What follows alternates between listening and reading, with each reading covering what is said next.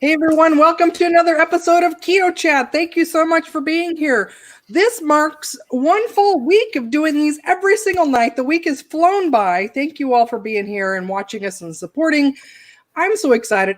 As always, every night I've got an amazing lineup of people. The best and brightest of Seattle and beyond are here to bring to you something to offset the anxiety and worry and everything else that's out there in the world. So we're here to bring happiness and joy and tips and techniques of how to support your keto lifestyle or whatever lifestyle that you have out there, even if it's not keto. We're here to bring you all kinds of great stuff. So tonight's topic is about maintaining healthy relationships.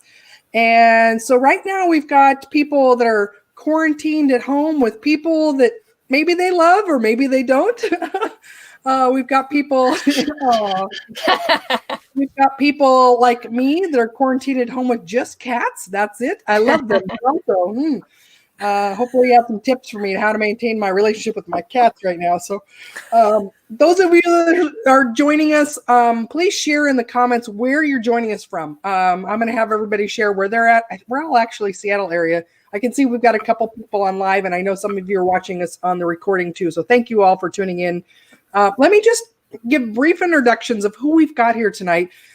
People are going to have all different perspectives and support and the best tips on how to maintain healthy relationships. But please share where you're joining us from in the comments. So first, I'm going to introduce Leanne. And I'm really excited because Leanne, she spells her name the same as my mom, and it's very rare. And so when somebody told me your name, I wrote it down spelling the way that my mom did, but I was like, oh, I'm sure she spells it different. But then when I looked you up, oh, it's so easy because I know how to spell it already. So Leanne is an author, speaker, and creator of the 5 Seasons Life, which empowers her clients deeply to connect with the people they love, the passions they want to pursue, and the big dreams they hold for themselves. And I'll do that as a brief introduction first, but welcome, Leanne, everyone. Tonight, we also have Jennifer S. Kennett, and Jennifer is a licensed mental health counselor. She has a master's degree in therapy, and she's a couples therapist, parent educator, and owner of Eastside Couples Therapy in Redmond. Thank you so much for being here, Jennifer. Thank you. And we also have Lauren and Timmy, who are the couple. I know Timmy from stand-up comedy. So back when we were allowed to leave the house, you guys, I did stand-up comedy. We have Naushin, I probably butchering your name. Thank you for watching from Oregon. Thank you watching from YouTube. Thank you for being here. Be safe. Wash your hands. Thanks for watching us. So I met Timmy through stand-up comedy, and then that's how I met his wife as well. And I love the both of them. And then somehow we ended up on the islands of Hawaii together on the island in February, back when we could still travel places. So I got to hang out with them in 2 different states now. Love you guys. Karen Rushford's, she's joining us on YouTube as well. Thank you, Karen, for being here. Wow, this is great. Thank you guys for being here. Let me read your bio really quickly. Oh gosh, I wrote that in like 5 seconds. I don't even know if Lauren knows what he wrote about. Oh, I don't know. Timmy Booth is a comedian and co-producer of the Fremont Troll Farm in Seattle, Washington. And Lauren Ryan is a marine scientist and naturalist on the San Juan Clipper. And I'll read more of your bio when I introduce you guys officially. But thank you so much for being here. I'm glad you're here. And your special. Thanks for having us. Yeah. Your new video studio in your closet. That's actually great. Rick Taylor's going to appreciate the club comedy promo. Wrong way. Oh my gosh, you guys, I'm so excited, everyone here. All right, so I think you guys are going to be surprised. I'm just going to call one of you first. You're all ready? Yep. I hope it's random. Well, yes, it's totally random. Leanne, let's start with you first. So again, Leanne is author, speaker, and creator of the 5 Seasons Life. She's developed the 5 Seasons framework as a result of a medical diagnosis in 2006 that gave her 5 years to live, challenging her to truly live a life she loved. 14 years later, you guys, here she is. She's happily raising 3 teens with her husband of 23 years and excited to visit her 50th country this year with her family. She's here. She's going to share with you how to navigate all 5 seasons in your relationship and what to do to make a biggest difference. So thank you, Leanne, for being here. Thank you for having me, Carol. Oh my gosh. Tell us more. Oh my gosh. I'm dying to know, not literally dying, but figuratively. Right. Tell us more about, how'd you get in this journey? Tell us more. Yeah, so we had just moved to Washington. I'm Canadian, so we moved from Ottawa down to Seattle. My husband was hired by Microsoft, and he was in California on a training, and I had put my 2 toddlers to bed, and I got up one night in March of 2006, and I was going to the bathroom. I was 5 months pregnant, and I just collapsed on the floor, and I fainted, and I came to, but I couldn't move. So I laid there for over 5 hours, frozen on the floor. And after many hours of begging and pleading, I just started to surrender. And after some time, just spinning started, burning started, and I was able to move. So that set off this journey of exploration and what could have caused this brain crash. And in November of 2006, they gave me 5 years to live. So I worked very hard to prepare for dying for the first 3 years. And what was your diagnosis? What was the reason they told you? I don't have one. How did they know you only had 5 years then? So they took all the data from the different tests that I had, and they said, based on other people who have similar things, this is most likely going to be your issue. Like, you will have a stroke, you will have these issues, and you will die. So I had 3 kids. My little one was just a few months old, and I really spent the next 3 years dying. And then I decided that wasn't for me. So I started to live. And one of the things that struck me was just every day, if this was the day that I was going to not make it to bedtime, is this the way that I wanted to leave my family? You know, is this a relationship I wanted my kids to hold with them? Is this a relationship I wanted with my husband? And we had really dark, stormy times. There's no question about it. But I think from this very tumultuous period, I really just came up with this strategy of how do I always get back to the place that I say I want to be? And so it just aligned with the seasons in my mind. And so I created this framework of the 5 seasons of connection. And it just helped me get back on track all the time. And it helped me teach my kids to get back on track, because it not only broke my heart when I was fighting with them or we were in conflict, it stressed them out when me and my husband were in conflict. And then it stressed the parents out when the kids were fighting amongst themselves. So it just really gave a framework to the whole family to be thinking about relationships differently.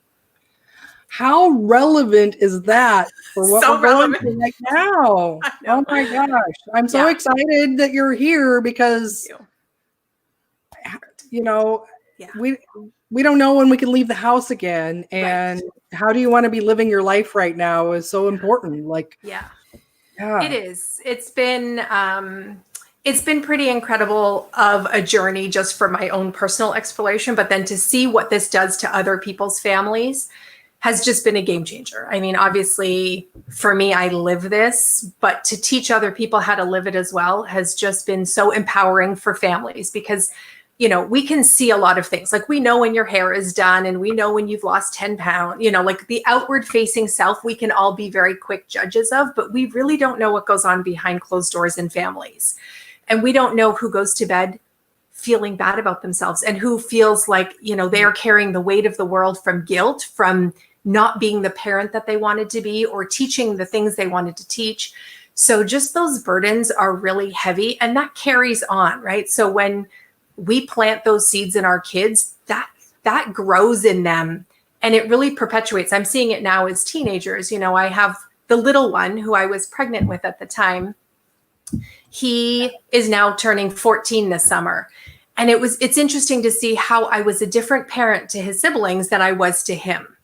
And so, yes, personalities are different, temperaments are different, and all of that, but I was a different parent. And so you can really drastically see the things that I taught him that were very much aligned with the 5 seasons and how I had to come that with the other 2 as they were older. So they implemented it differently. So it's just been super relevant. And obviously with this, stay at home order in Washington, and I have clients really all over the world. I've been super busy just reminding people on new systems and structures and kind of tweaking some of their older systems and structures to really speak to what we're facing now, which is 24/7 on top of each other in small spaces with no, with no self-expansive activities, right? We're not going to the mall. We're not going kayaking. We're not biking. We're not hanging out with our friends and growing our own personal, gardens. We're really just in one shared garden, and there's opportunity for conflict for sure. Yeah. Oh, I'm curious if you can walk us through, and for those of you watching right now, how many of you are feeling strain on your relationships in a variety of ways? And right. To contrast that too, how many of you actually are feeling like you're feeling closer to people than you ever have? So share with us how you're feeling right now. That's totally perfect, Carol. Yeah, not everybody is in conflict in these times. Some people have found that the lifestyle that they had created was actually, perpetuating some of the conflicts they were experiencing because they were just stretched too thin.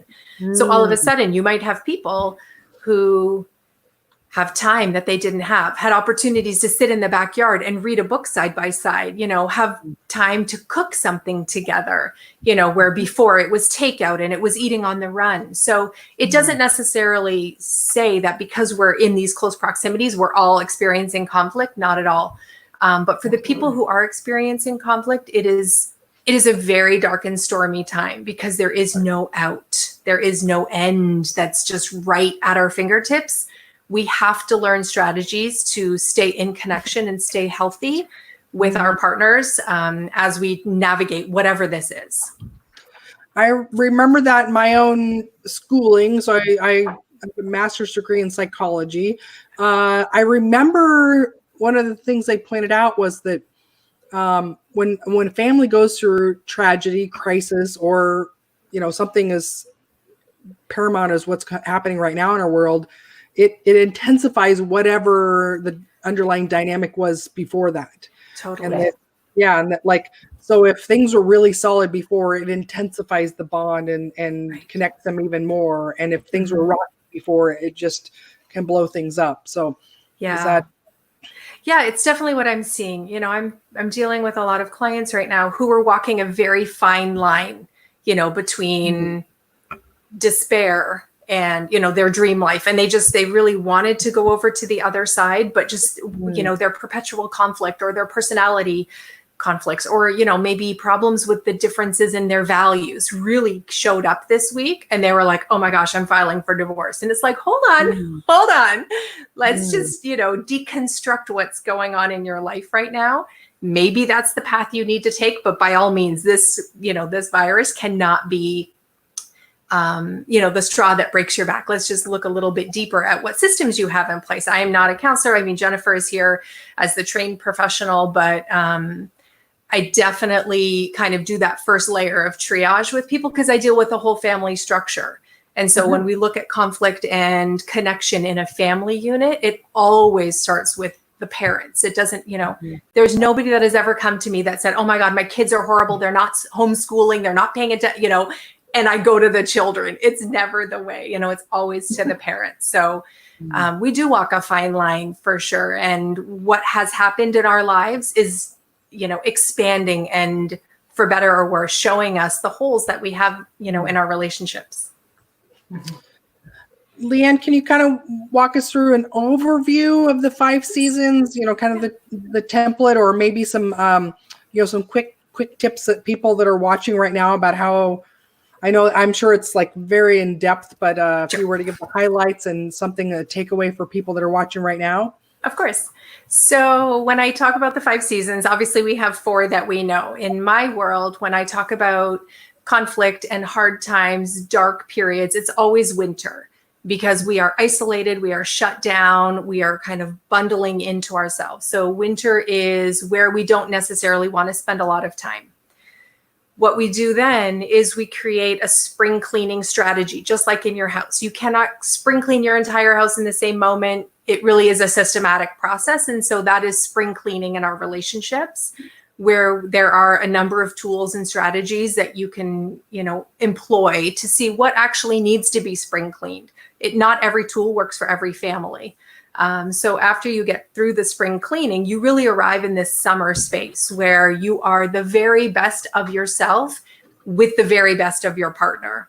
And so together, you each come together whole and healthy. You aren't coming hungry and waiting for the other person to fill you up. You are coming fully, completely, wonderfully awesome and ready to engage in a fully healthfully way. Fall will happen when, weeds pop up in the garden and we're so busy being happy, we didn't notice the subtle signs.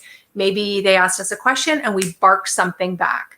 Or maybe, their socks on the floor is just enough. Or maybe they don't close the door when they're using the bathroom, and it's just pushing us a little bit out of our summer space. And that is fall. The fifth season obviously isn't found on the calendar. I call it the crossroads. And it's that moment, where you see the socks. And actually there's a sock on my floor right now. So I'm looking at this sock and I can decide, do I either say, hey, we really need to work together to keep our space clean. Is there a different system that you'd like to have put in place so we can both make sure that happens? Or you pick up the sock and you beat them up over the head and you'd be like, stop making a mess. So the crossroads is really that moment where you choose, do I go, into winter? Do I battle over this, over this issue? Or do I lead them back through love and grace to summer? Hey, I really work hard to keep this house clean. And this makes it really discouraging when I walk into the bedroom and I see a sock on the floor. How can we fix this? Because we together are a team. And when we are in winter, we are no longer side by side. We're really in opposition. And so that is where conflict grows the deepest and the darkest. So that's kind of the framework of how I go through all my relationships, friendships, love relationships, colleagues, all of it. That's so cool. Did you Thanks. you just wake up one day with like a dream and a vision? Did it just come to you, or is it something that over time you piece together?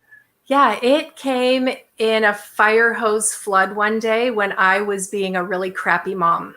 And I had stepped out. I was traveling to Toronto to present at a conference. And I just was feeling like if I died here, my kids would remember as me being this crappy mom. And so I think it was just through maybe some prayer and some begging and some bleeding of the universe to guide me through this. And this system just literally flew through me and I just grabbed a hold of it.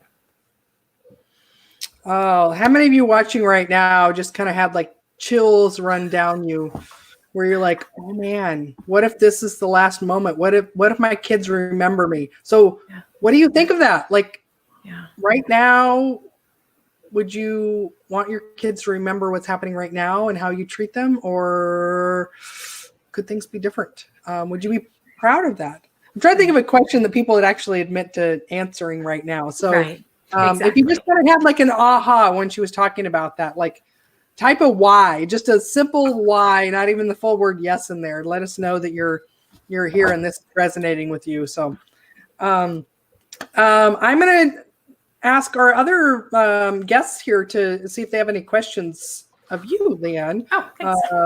Jennifer, Lauren, Timmy, what questions do you have for Leanne?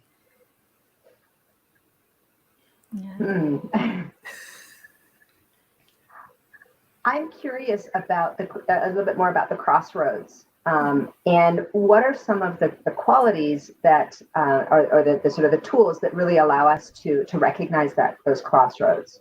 Mm-hmm. I mean, I think the crossroads become very clear for you. It's a very personal journey, obviously, and they become very clear when you go through your own spring cleaning. For some people, it really is, taking a pause. If that means an absolute timeout, if you feel like you're percolating and you're seeing your partner or, your spouse or your, whatever relationship you're thinking of, if you just cannot see them in a loving, graceful, kind way, if you can't see them as a good person who made a mistake, if you're thinking of them like you're such an idiot and you've totally ruined my life and you ruined dinner and you did all these horrible things and you suck. If that's how you're coming, you need different strategies than somebody who has a different kind of interaction point. So really the crossroads for everybody is to pause and reflect, but it's your spring cleaning that is the workhorse of your relationship, because depending on how you clean your messes, how do you, clear away the debris that happened in the wintertime? How do you repair the damage of the storms that blew through your relationship? That determines what you do at the crossroads. So if you're standing there and you haven't done any spring cleaning, you really don't know necessarily how to come and choose summer, because it just feels so far. You're just so angry and you're just so seething and your temperature is so hot and you cannot get to that place of summer. So it's the spring cleaning. If you're going to read any chapter, just read that one, because it is absolutely how you define who you show up as in your relationship and who do you see when you see your partner. If you see them as a loving, kind, compassionate, generous soul, your interactions are significantly different than if you think they're the spawn of Satan. So it just really, So thank you for that. It really, all the power lies in spring as rebirth. And, as we're seeing right now around us, right? The flowers are blooming and things are starting to burst through the soil. That is the magic of spring. And so it is fitting that in this framework, that's where the power of your relationship lies. Thank you. I guess I have a question. Since you're part of a whole family with your children and everything, how has your family dynamics been changing a lot with the whole quarantine thing? Because I know our friend who has children is saying that their kids are rebelling because they want to go out and stuff. Has that had a big impact on your family? Yeah, I feel like had this happened when they were littler, we would have different issues. I have 3 teenagers. One of them we just got back from college. So that dynamic is super different because he's a grown-up. And now he's all of a sudden back in here. My daughter is 16 and she blamed the entire global pandemic on me. That I am the cause of her, her truncated social life. My son was like that when he was younger too. Right. Yeah. So you're just like, oh, sweetie. Oh my goodness. So there have been brand new challenges that I really had in my mind we wouldn't face until the summer. So some of the things, I think the biggest thing that has needed to happen in our family is just the understanding of boundaries again. So what are our physical boundaries? How do we respect other people's spaces? How do we respect their time alone? My youngest hasn't had his favorite person in the whole wide world around for 6 months, because his brother was off at college. Now all of a sudden his brother's here kind of poking at him every day. Come, let's go to play the football. Let's play video games. And the little one is like, whoa, wait a minute. Where's my space again? So boundaries have been a super huge, important piece of our conversations, just both respecting our physical spaces and our emotional and energetic spaces. We have morning birds, we have night owls. How do you respect other people's energy flows? It's an ongoing conversation. I really need a medal. I think all of us with extra people in our families right now need medals, because this navigating is super intense. For me anyway, and for the people who are reaching out, but maybe not for everyone. I don't know. For us, yes.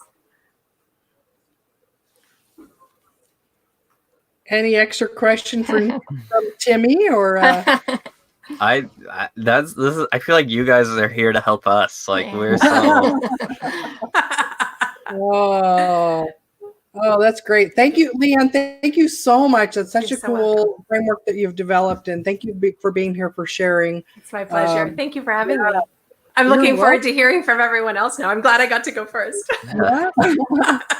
Wow. So up next, I'm going to call on Jennifer Kennett, is a licensed mental health counselor. She's a couples therapist, parent educator, and owner of Eastside Couples Therapy in Redmond, Washington. I'm in Redmond myself, so yay, hi, neighbor.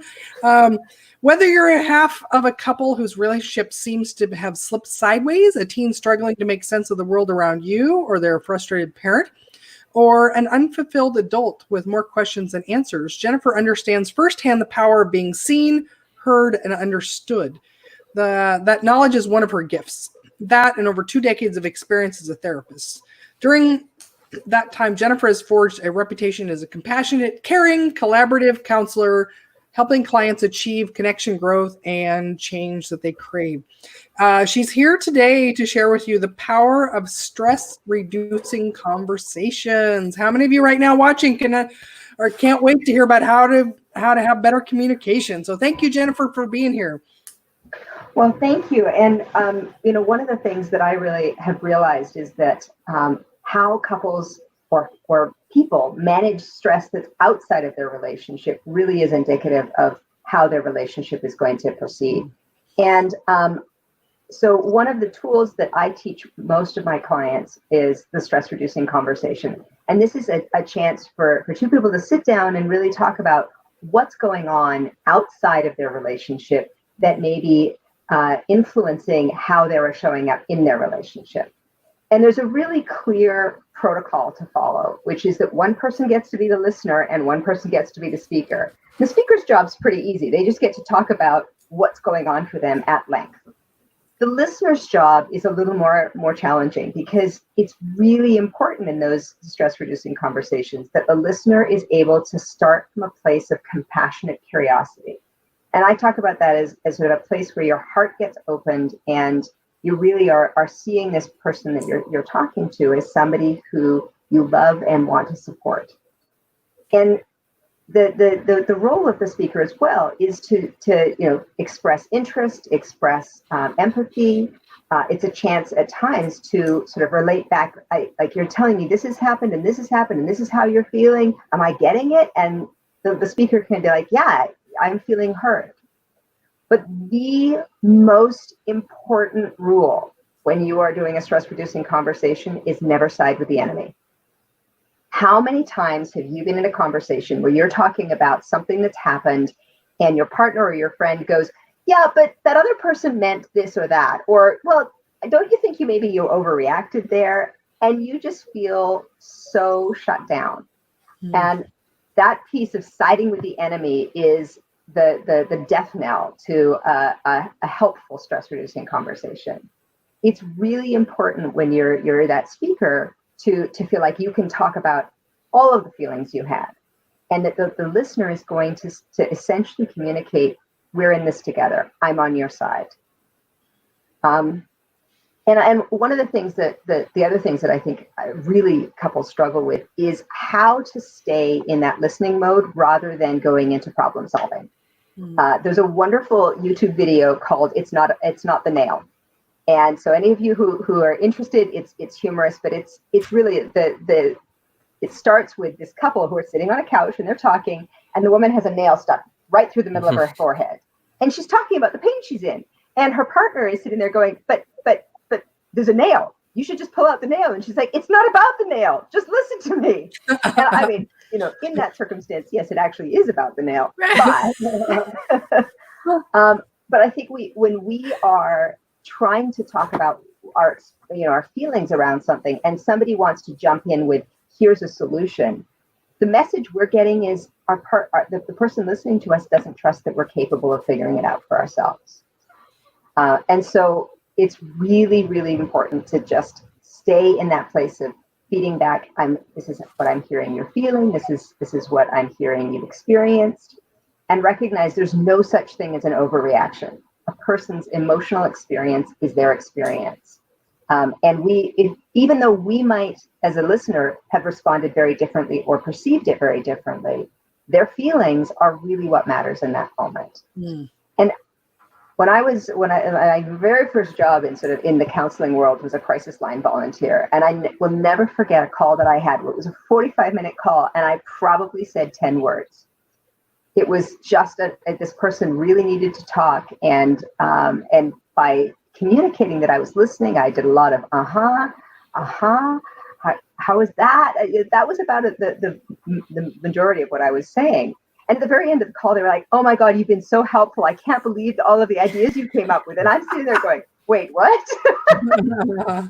But it cemented to me how important it is to just, have a witness to our experiences. And when we can be that for our partner or for our children, we are giving such a tremendous gift.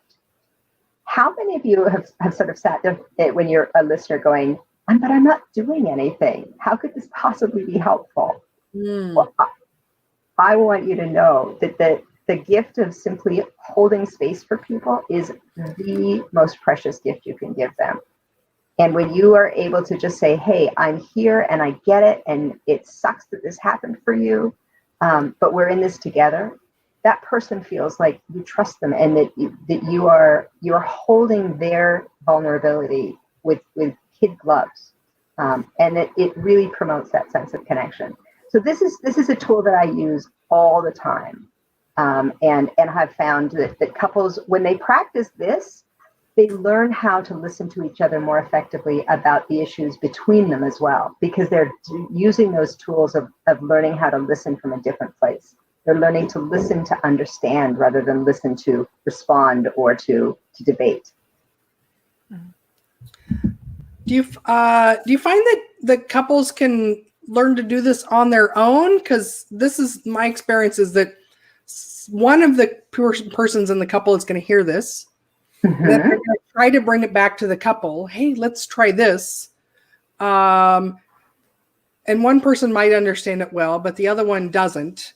And how within that is trying to get the other person, no, you're just supposed to listen. How do you facilitate that when they're both not on board, they don't understand it, and you have to be the speaker or the listener and also the teacher at the same time? I think that's a really great question. And my recommendation in that is if you're the person who's gung-ho to try this, start as the listener, because it's the harder job. And you're kind of giving your partner an opportunity to shine for you, because you're letting them do the talking. And it gives you a sense of just how hard it is to just be in that listening space. I also think it's really important to sort of set it up for the frame of, okay, we're going to take turns. So this is going to be my job. I'm simply going to listen. I'm going to respond. If I say something that feels like a judgment or it just lands wrong for you, please tell me, because I want to learn how to do this better. And that makes it a whole lot easier to then have the person who maybe is a bit skeptical about this try it out as the listener. They're like, oh, that felt really good. Maybe I could do that too.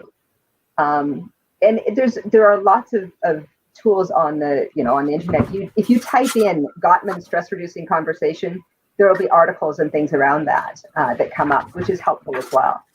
The other thing I tend to do is I give some sort of cheat sheet questions that I encourage people to use in those conversations. If you get stuck, you're like, I don't know how to express, my curiosity differently, or I don't know how to elicit more of the story. There are questions like, what's most upsetting to you about this? Or what is it you don't like about this situation? What's the worst thing that could happen in this situation? Sometimes when we're listening to try and problem solve, we don't think about that. We're thinking, how would I solve it? Instead of really trying to pull out from our partner, what are the things that they're thinking and feeling about this? And then, is there anything I can do to support you in this situation? What is it you need?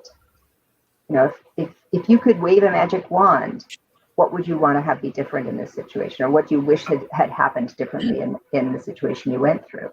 Those kinds of questions are really communicating to your partner, I want to know the full story from your perspective, and I'm willing to go deeper and explore all the sort of crevices and facets of this in a way that maybe I haven't normally done.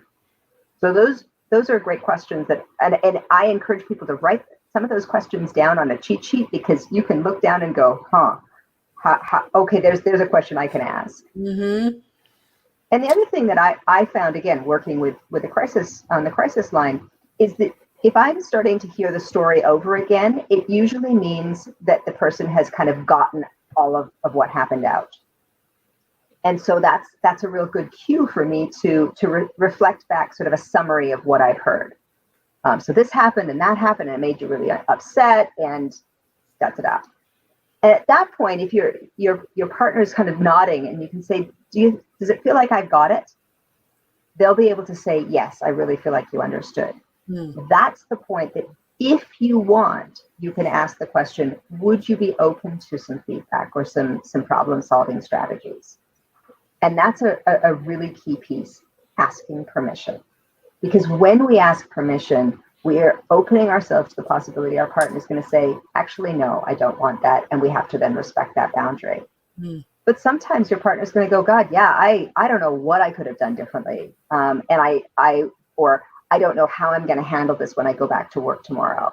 And so it's a chance for you, the two of you, to be on the same team, which Leanne, I love that you mentioned that idea of being on the same team, because so often couples feel like they're on opposite teams. And this process really allows them to start feeling like they're maybe on the same team in a way that they haven't felt for a while. I love what you start. Oh, I was just going to ask our viewers if you type in a question right now that one of the things that Jennifer mentioned, like one of those questions, which one of those could you use in your communication going forward? So share with us what that is. Leanne, yes. I just wanted to say, Jennifer, I love what you said about, checking in with them about where they are, because oftentimes we might think just by default, they should handle this differently, or they handled this differently before, or 3 weeks ago, they would have made a better choice. But in this moment, that might be all they can do, right? That might be their best effort in this moment. So holding their best from other times in other scenarios when other stresses weren't present or different, problems weren't looming, they might have made a different choice. So it really, I love what you said, like, where are they in this moment making that decision? Because who they were 4 months ago with a full-time job and a promotion and all of these great things is not who they are today when their job is on the line and they don't know how they're going to pay their bills, right? And they carry that responsibility. So I love that you said that. Thank you for that. You're welcome. And I love what you're saying as well. Like, we can hold that best version of our partners. And sometimes in that moment, it can be saying, honey, I get how hard this was for you. I've seen you deal with these situations so well. And I can only imagine how frustrating it is to feel like it's not working this time. Right. In that moment, you're not only reflecting back, I trust you in this moment, but yes, I know you're capable of rising above. Right. And I love that. I mean, I see that. I do that with my kids as well, where when they'll make a choice and I'll be like, wow, this is so outside character for what I know of you. And they sort of stop and I'm like, but I know you're going to fix this, or I know you're going to get through this, because that's what I've seen of you. I've seen that success story so often. This is the anomaly. Right.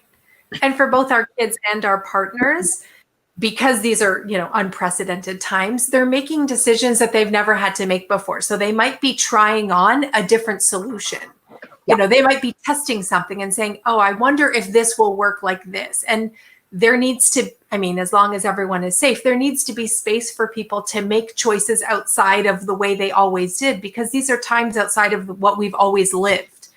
Right. Yeah. So just holding space for your children. I know your children are grown. Well, kind of more grown than some other listeners might have littles, but, you are having to step back and say, oh, I hope it's a great choice, but if it's not, she can fix it, because I've given her tools and she has resources to, recalibrate if she experiments and it doesn't go well, because not everything we try works. Some things fall flat, and that's life.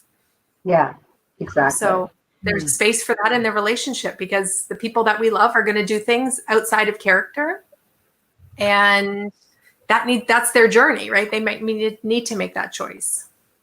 I think the other thing that I really love is that this process encourages couples to really focus on what are the feelings that are showing up. Yeah. Because all of us can come up with all kinds of stories as to why something happened. But really, when somebody reflects back to us, this is what I'm hearing you're feeling, it clears away the clutter. Yeah. That's a form of spring cleaning. And I love doing this with kids, where they may be all over the place. Like, this is what's going on and this is why. And I hone in on, what are you feeling right now? And when I reflect back, you're really upset, or you're angry, or you're really disappointed. Mm-hmm. All of a sudden there's this relaxing. Yeah. And the story no longer matters. Yeah. It's just about that feeling. And that really is teaching and modeling mindfulness in that moment, so that when they get into that position again, they're not all caught up in the story. They're caught up, they can focus on, oh yeah, this is the feeling that I'm feeling, and it's okay to feel this way. The story is less important. Love it. How many of you watching right now are having some ahas? And what we're talking about too isn't just romantic couples and relationships. This is all kinds of relationships. Your parents, your siblings, your friends. Like these are applicable to all relationships. And right now, we're being thrust into different dynamics of all of our relationships. So, Lauren and Timmy, questions for Jennifer? Well, I love what you're talking about, like about reactivity and stuff like that. Because when I hear someone talking about something they're going through, I'm always like instantly like, how can I fix this? What can I do instantly to try? Because it sounds like you want help, but that's like a muscle you have to work on, I guess, is like just stepping back and listening. And do you think I guess my question is like, do you think it's like a muscle, or is it something someone has to work on and like start from ground like the beginning every time? Like when someone tells me a problem, it's like, I feel like that's just my instant reaction, just to try to fix it, And the good news is, as you practice it, you get way better at it. I love the fact that I hear my kids when they're talking to each other, they'll, one of them will go and say, I had this situation, and her sister will say, are you looking for support or problem solving? And it's, just that question, it tells me that they've gotten into a motive. It's okay to ask that. It's okay for either of those things to be needed, but they're really getting clear on what is their role in that moment. And so I think that's a place to start, is just, if you're not sure, if you find yourself jumping into problem solving, stop and go, ask the question. Are you looking for solutions here, or are you needing to vent? And 9 times out of 10, they'll say, I need to vent. And then it becomes your default over time, because that's what you've gotten feedback is the thing that they're needing. And it's the other thing I find is that in most relationships, the appreciation you get from being the listener is so huge. Like when we try to problem solve, we tend to get pushback. We tend to get defensiveness from our partner or from our families. Whereas if we just sit and listen, we get the thank you, I feel so much better. And the more that we get that positive reinforcement, the more likely we're going to keep doing it. So this is not a question of starting at ground zero every time. I promise it gets easier. It gets more automatic. So you could literally write this question out to yourself and have it there as a reminder. Are you looking support? Do you need to vent? Or would you like problem solving? You can literally like even read it off of a cue card. Yep. And the other person will be like, oh my gosh, thank you. Now, Jennifer, I want to ask you real quick too, because this goes back to kind of like, there was a book back, I think it was in the 90s, Men Are From Mars, Women Are From Venus. Do you find this does kind of go along gender lines, or is this more of like personality type that, some of us are problem solvers, others are just listeners? Or I'm going to answer that in 2 ways. All of us need that listening support across the board. Whether it's those of us who are in the listening role, we tend to have a tendency in one way or another. And so people who have been really good at problem solving tend to focus on, I'm going to problem solve. That's been a strategy that's worked for me. Whereas those of us who, like myself, who've been rewarded for those emotional connections and being sort of more focused on feelings, are going to go to that as a default. Ultimately, though, because everybody needs that feeling of being supported, it's something that I think as we get that feedback of it's working, we're more inclined to do it. And I mean, I know the men are from Mars, women are from Venus thing. And yes, there are some gender differences here, but it's not as clear cut. I have talked to so many men who say, I am so glad that I have a partner who's willing to just listen and hold space for me when I'm having a tough day. So the stress reducing conversation, I recommend that couples do this at least 2 to 3 times a week. And I love the fact that my husband comes home every once in a while and he's like, I need a stress reducing conversation.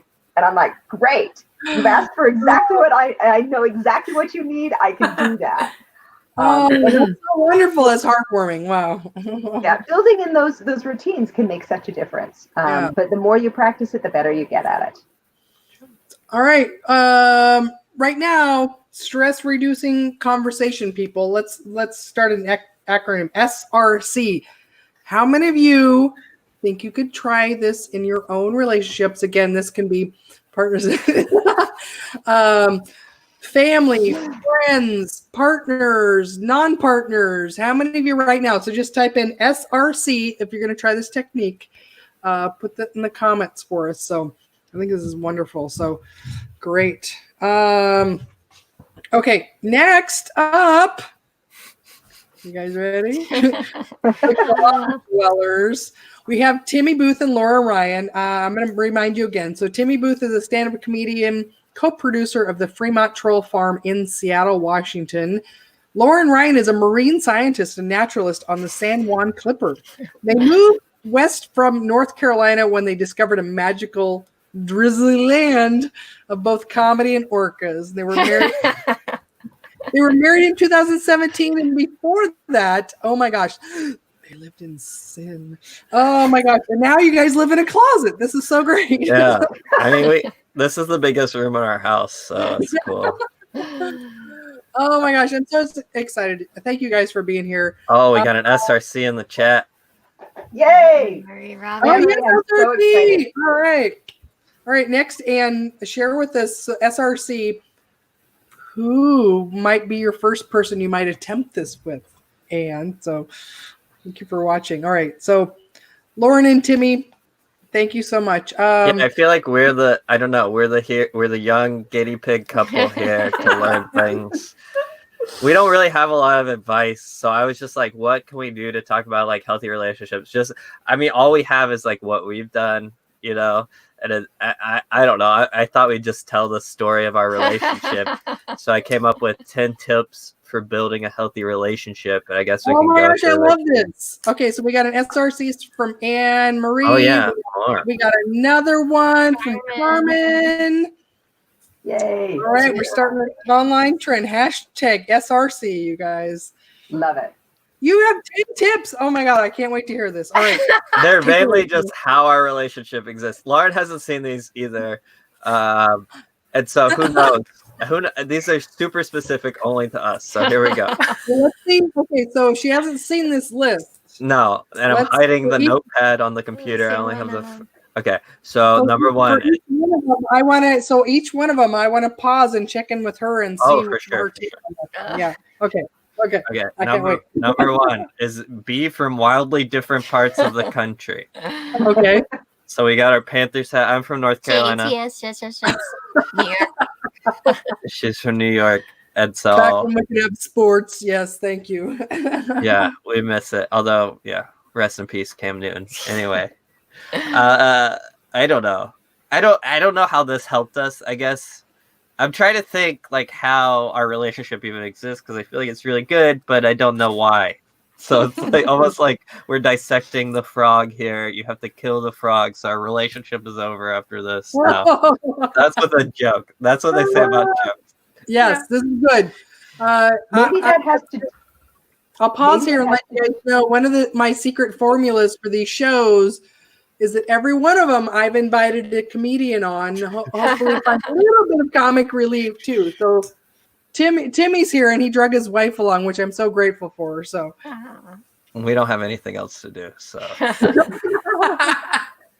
well, Timmy, Jennifer, I'm guessing that a piece of that has to do with celebrating the diversity within each of you. That there's that because you're not coming from a shared experience, you get to build love maps that are, you get curiosity about, well, how did that happen for you? And what was important about your experience in childhood? And so having those differences really can create a lot of places for and opportunities for getting connected and finding out more about the other person.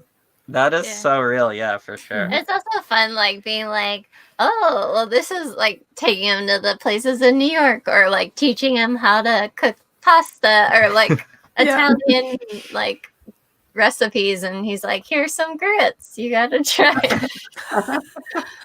I don't know. No, that is, and we always like talk about how we speak differently, so that's always fun. Yeah. Okay, tip number 2. Here we go. Short distance, and then long distance, and then short distance again. So we met when we were in college, and yeah, our relationship didn't get off to like the best start. Laura, You're saying you were dating one of your friends. Is that what you're saying? No. I was just I was like way into her way fast. And then she was like, well, this seems too serious. And then fortunately, although it didn't seem fortunate at the time, we had some time apart. I was studying, or I had an internship in England, and she was home. So we like met each other. We're really close. And then she voiced how she thought we were going too quickly, and then we spent a long time away from each other. But well, also we started dating officially once we went back to college, and then we were really close until we graduated, and then we're apart for like 3 years. So that was like the longer part. But I think like some people are scared, like they want to break up just because they can't handle long distance. But I don't think it's hard, but like, what else are you going to do if you really love someone? I don't know. But I think it gave us, we're our own people, and we're like confident in ourselves outside of the relationship. And so when we are in the relationship, we just value each other that much more, I guess. I like that.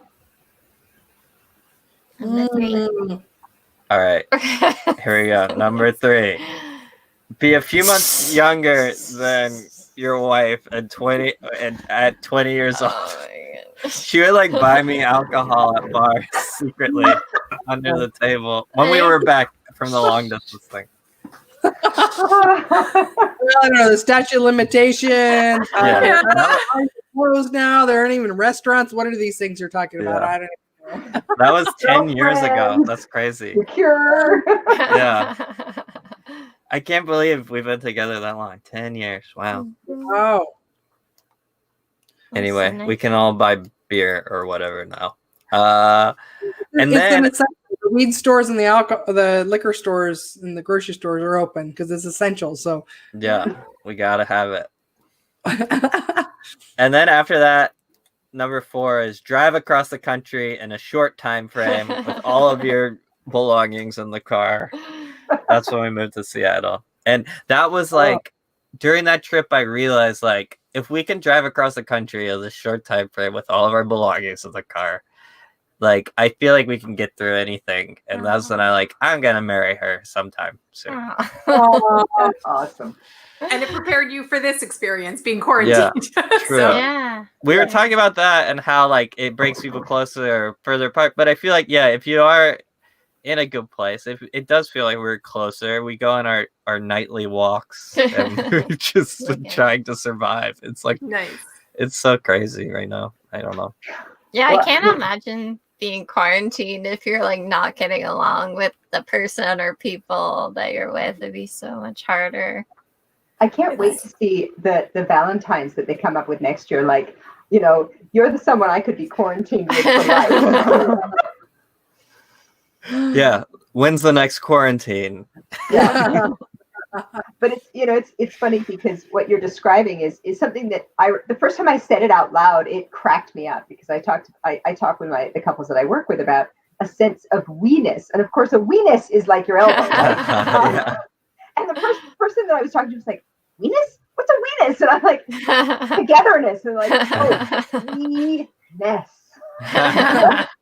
So, but yes, being in a car together for a significant period of time, like driving across country, really does give you a sense of, can we survive this? Or it's us against the world. Yeah. So I love that. And just driving through Kansas, there's nothing in Kansas. It's like we literally only had each other at some like fields. It's like, I want to chew my weenus at that point. Yeah. But yeah, also relating to that, just moving across country is like so scary when you don't really know.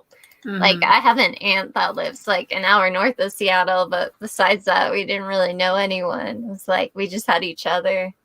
And we had to like figure out everything, but that brought us closer too. I don't know. Was that your number 5? Oh, number 5 is live in a house with 6 other people. This is very important if you want to build a healthy relationship. You need to live in the pumpkin house, it's called. Yeah, this relates to Jennifer's communicating thing, because like, so I didn't get along with someone in the house. And like, it made me so angry. So like, I just wanted to talk about it. So Timmy was there to support me and be like, yes, they're a terrible person, even though he may not have felt that way. Well, the other thing I think that does, it shows you what you might not have wanted. You know, I love this phrase of, when you choose a partner, you automatically choose your set of unsolvable problems. If you married somebody else, it would be a different set of unsolvable problems. And if you're living with other people, you're like, oh, I'm so glad I chose you, because I could have chosen that, and that would have been awful. That's amazing. Unsolvable problems. Yeah, I definitely have some of those. 69% of relationship issues are not solvable. They're only manageable. They're what Gottman describes as perpetual problems. Nice. 69%. I hope that is a statistic that actually could, gives people some comfort. Like, oh, we're not doing this wrong. This is not something that can be solved. Yeah, that's wild. Anything else on that one? No, I mean, I was just thinking about my own unsolvable problems, like my stomach issues, my anxiety. Right. Those are things that you can't change about yourself. All you can do is accept and manage them. And it's no different with our relationships. Yeah. Yeah, I do think a big part about relationships is like, you gotta work on yourself before you even enter into one. And I don't know. And you also have to like recognize what you have that's hard for other people to deal with. Like something that is you've had since you were a child, like is normal. Well, not normal, but like you're just used to it. But you have to realize like that's really hard for other people to deal with. Oh, is that a cat? Yes, my cat has managed to get into my room. Oh. Is he close to the camera, or is he like gigantic? Mine are sleeping up. Oh my gosh! Oh, yeah. Pretty. He's a big boy. He may come sit on my lap and decide to snuggle me. He's been doing that. This is one of the nicest things about doing teletherapy is I now have a therapy cat and nobody's allergic. That's amazing. I think therapy cats should be a thing. Me too. So what are the rest of your top 10? Okay, here we go. Number 6, get engaged and then leave that house immediately. So that was the point. It took me a long time to get up the courage to like buy a ring and all that. And I wish I could show you guys the picture, but I had this ring for a long time, and it was like we needed to. But I knew that Lauren wanted to get engaged. This was like, here's a tip.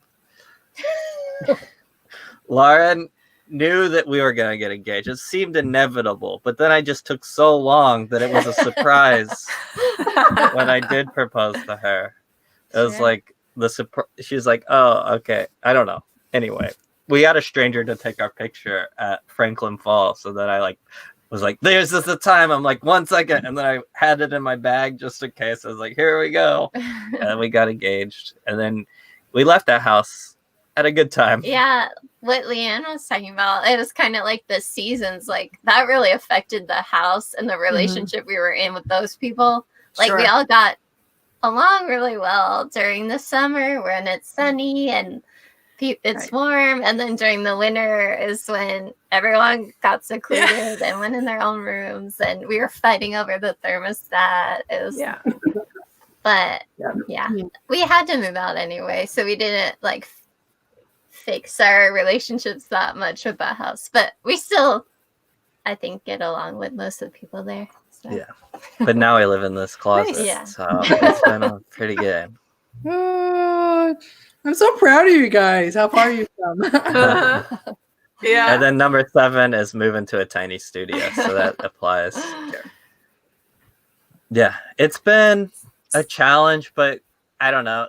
It's like the ultimate, like, yeah, we're good together. We can live in this tiny little 700, how many 500 square feet studio. Like, then if this is like the smallest place we'll ever live, we'll be fine. Like, I don't know. It's challenging sometimes because Lauren gets up earlier than me and I have trouble going back to sleep. There's all these little things, but like, I think as long as we keep an eye on the bigger picture and that, like, I don't know, we love each other and stuff, it's not too bad.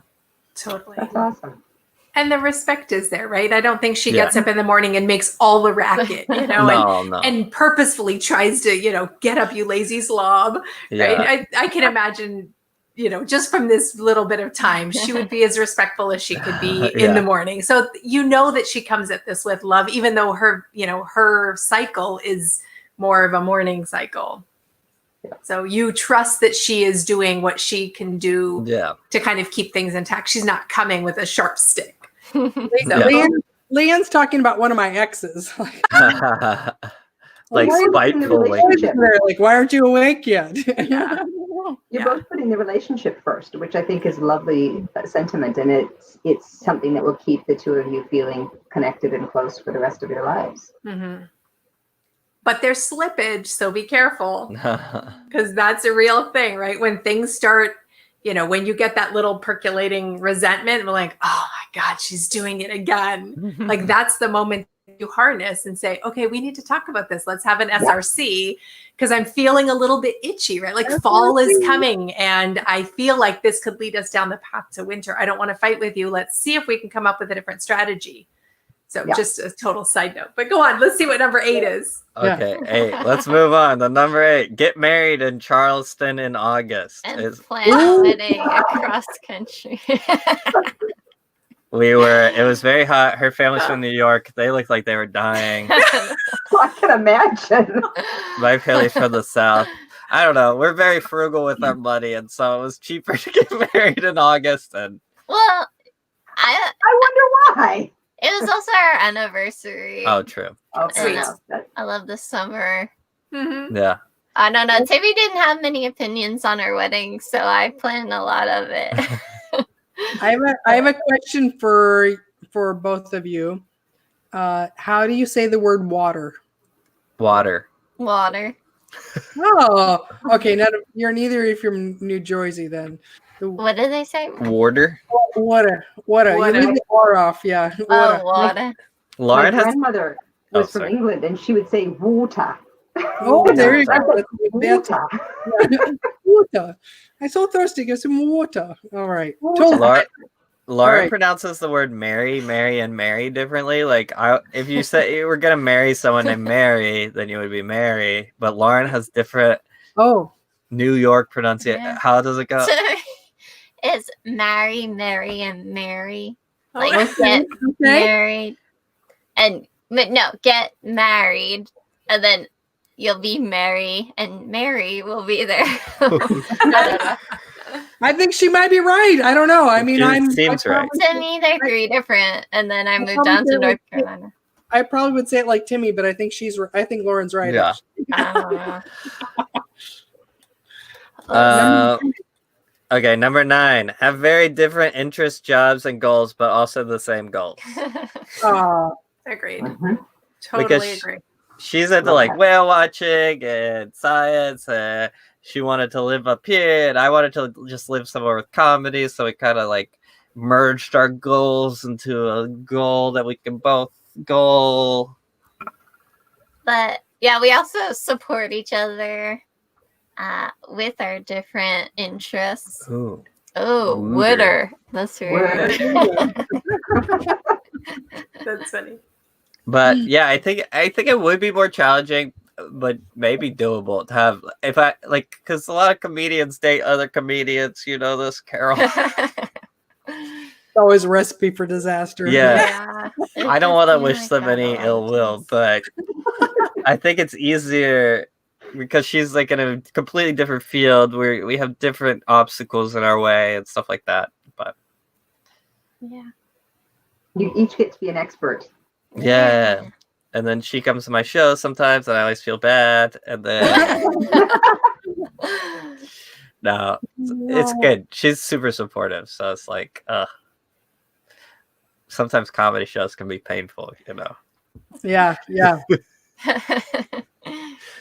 All right, number 10 is get quarantined together because of a historic global pandemic. That's a true test. So have you guys found it's bringing you closer together, or is it make some stress, or how's it going for you guys? I think it's good. Yeah. So far, so good. It's You like guys can sit in the closet for an hour together and be fine. it's like FOMO is completely gone now. It's like I'm realizing how much that's a big part of my life, and maybe I What's should just FOMO? fear of missing out. Oh, JOMO, joy of missing out. Oh yeah, it's I like want to do that. it's kind of educational. Like, what do you actually want to do if no one else is relying on you to do anything? Yeah. What are you gonna do? ooh, that's a good question. Mm-hmm. Yeah. In the chat, if no one's relying on you for anything. Yeah. Yes, I love that question. Please answer that question. Yeah, say it again, Timmy. Answer this question in the chat. All right. If no one relies on you for anything, what do you actually want to do? Mhm. Yeah. There's going to be a wide range of answers on that one. Mm-hmm. Yeah. Yeah, for sure. I also Ooh. see your cat Carol behind you. He Oh, was over there for a minute. Where is Yeah, he? he just walked by. Oh, there he is. Oh, there you Oh, yeah, I missed. I'm still pulling Come cat here. hair out of Come my here. nose. go. Aw. This is one of mine. So come on. Leanne, Jennifer, questions for Lauren and Timmy beyond what you've already asked? I mean, I think for me, it sounds like the common thread is, you're doing a lot of things right. And I think one of the fallacies that I see with my clients is they really take to heart this like two becomes one in a wedding ceremony, and it's actually not true. It's two become three, right? Because you have to maintain your own personal garden. In my book, I talk about personal gardens and what does that look like? Like Lauren gets to plant the things in her own personal garden that she loves. And Timmy, you plant the things in your personal garden. And then you have a shared garden where you both contribute equally to things. So a lot of conflict happens when you don't recognize the three gardens. And oftentimes in my work, the woman will plant all her beautiful blossoms in her husband's garden, and then she has nothing left. Or she gives all of her, work and flowers to her kids. So her own personal garden is neglected and sad, and it gets hard and crumbly, and it really just is super neglected. So just the whole concept, like many of the things that you both talked about, was really just recognizing that you both maintain strong, independent, individual, loves and passions. And then there's a common space where you come together and you grow something together. But you don't give up your own personal gardens. And I think that is the key that most people forget when they think I'm being disingenuous or I'm betraying my partner by going to poker night or going to Zumba class without them. But it actually is, if you stop doing those things, your relationship withers because your own personal garden feeds the shared garden analogy. So, I mean, I just feel like many of the things you guys talked about are just so on point of being healthy from my point of view. What do you think, Jennifer? Well, I actually, to kind of riff on your idea of the garden, I think there's the relationships that are the healthiest are the ones not only that have that individual gardens and shared gardens, but the couple, each person in the couple can sort of look at their partner's garden and go, wow, I love your garden. Yeah. I so appreciate the fact that you built this garden and tell me more about it. Mm-hmm. That sharing that fondness and admiration about things that, I might not ever have chosen to plant cactuses in my garden, but I really appreciate that my husband's garden has them because they're beautiful. I still don't want them in my garden, and that's fine. But because it matters to him, it matters to me.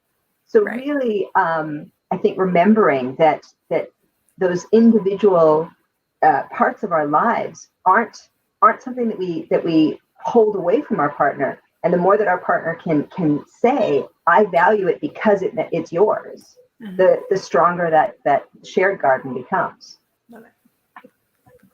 But I agree with Lauren, with Leanne, that the two of you sound like you are approaching your relationship from a really healthy place, and that the friendship is a really strong friendship, and that is going to continue to sustain the relationship. And it is easier for people who are feeling like their friendship is strong to manage conflict, because it's easier to give each other the benefit of the doubt. Sweet. That's really nice of you guys to say. Professionals. Yeah, I feel like this is just our own personal therapy session. It's pretty good. Oh, that's so great. Well, and those of you who watched me, that was the longest I've ever been able to hold my cat. He started nibbling on you, gave you some. Well, he did. He was like, "That's enough. I'm going to bite you a little bit." So he's 17 years old. I pet him, and now the hair is like everywhere. All That's what Jennifer just said. Oh, there's another one. Yeah, no, normally he won't let me hold him that long, but he's weird. He loves like super rough, like pull his hair and rub him.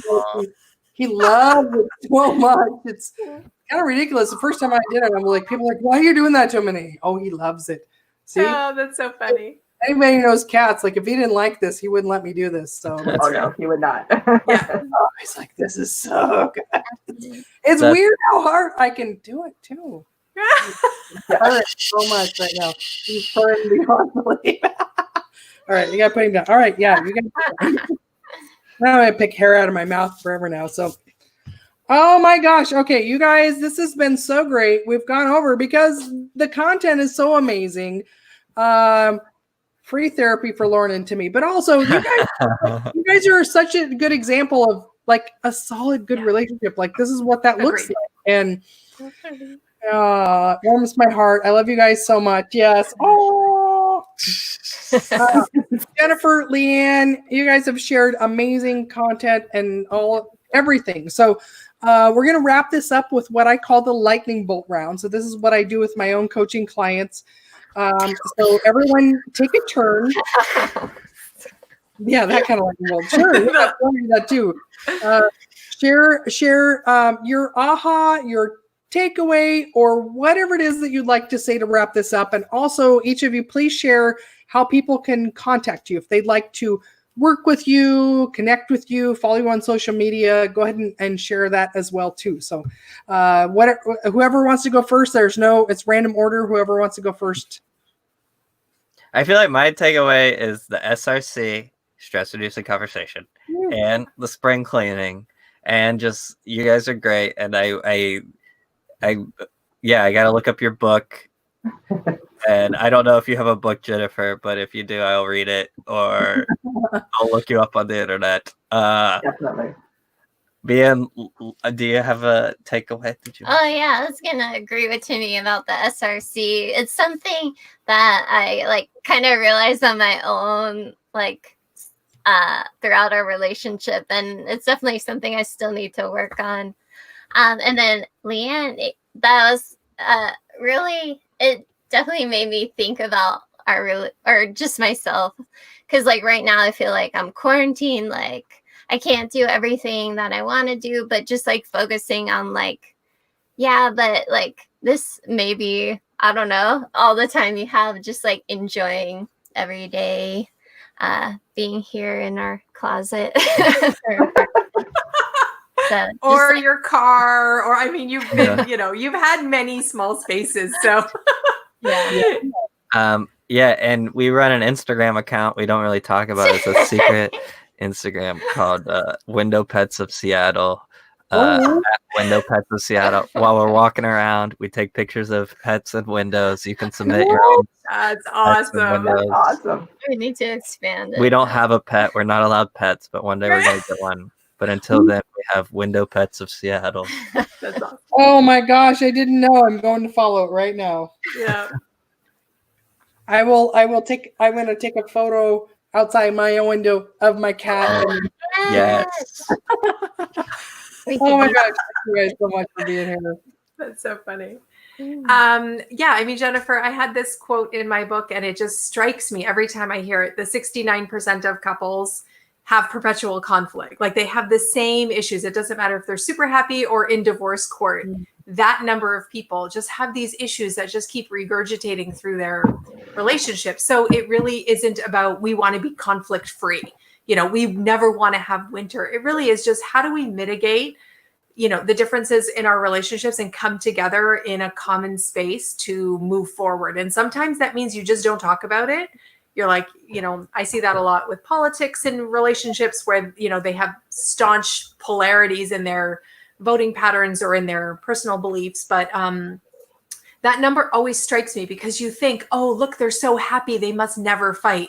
And then it's like, boom, 69%. That's a lot of people, right? Like that is not a small number. So it really just gives me, you know, pause again to say, yeah, it's okay to have conflict. Now, how do we have the SRCs that get us through so that at the end of the conversation, we are still connected and feeling aligned and, you know, kind of shoulder to shoulder facing the world together. So I love that. And thank you for that. Absolutely. I'm Leanne Cabot. I'm on Facebook and LinkedIn. Obviously, I have a book. It's on Amazon. I have 2 books on Amazon, and then my 5 seasons of connection to your love partner will be coming out next month. So, book number 3. Yay! Awesome. Cool. Thank you. Thank you for being here again. Thank you. Definitely. And what I'll say, Leanne, is it's 69% of problems are not solvable. 100% of couples have conflict. I have absolutely no question about that. And I think that when we approach it from the perspective of conflict is going to happen, how do we build fair fighting rules? Mm-hmm. That really changes the game. And for me, it's so much about I'm going to seek to understand rather than to persuade. Help me understand your subjective reality, because all of us have our own subjective reality, and there is no right and wrong in that. Yeah. And the more that we can step into that space of I'm going to listen to understand my partner's subjective reality rather than trying to impose my own, so that we can come to a place of greater intimacy. That is the goal. Yeah. And yes, conflict's going to happen. And how do I check myself and make sure that I'm owning my feelings, I'm owning my needs in a way that doesn't put criticism or contempt or defensiveness into the dynamic? Yeah, totally. So I am Jennifer Kennett. I am the owner of Eastside Couples Therapy. You can find me online at eastsidecouplestherapy.com. And I am open for business. I am seeing couples and individuals through teletherapy right now, and do have a little bit of space on my calendar if people are interested in reaching out and getting connected. Oh, lovely. You guys all killed it. Thank you, everyone, for being here. Those of you who are watching, the greatest compliment you can give us is to share this with your friends and family. Those of you on YouTube right now, hit the subscribe and get the notifications for future shows. I'm committed for the foreseeable future, doing this every single day, 7 p.m. Pacific, broadcasting right now out on YouTube and on my Facebook page. Tonight it worked on the Facebook, so that's great. That's always a miracle. So small miracles. Yeah. Lots and lots of guests coming up tomorrow night. We're going to be talking about how to achieve your goals. We've got a keto-friendly wine tasting on Friday night. We've got arts and crafts on Saturday, all kinds of stuff lined up. So please come back and see us again. If you enjoyed this on YouTube, please give us a thumbs up as well. And again, thank you to all of our guests, Leanne Cabot, Jennifer Kennett, Lauren, and Timmy. And thank you again. I'm Carol Freeman. Thank you, everyone, for watching. We'll see you again soon. Bye. Bye. Bye.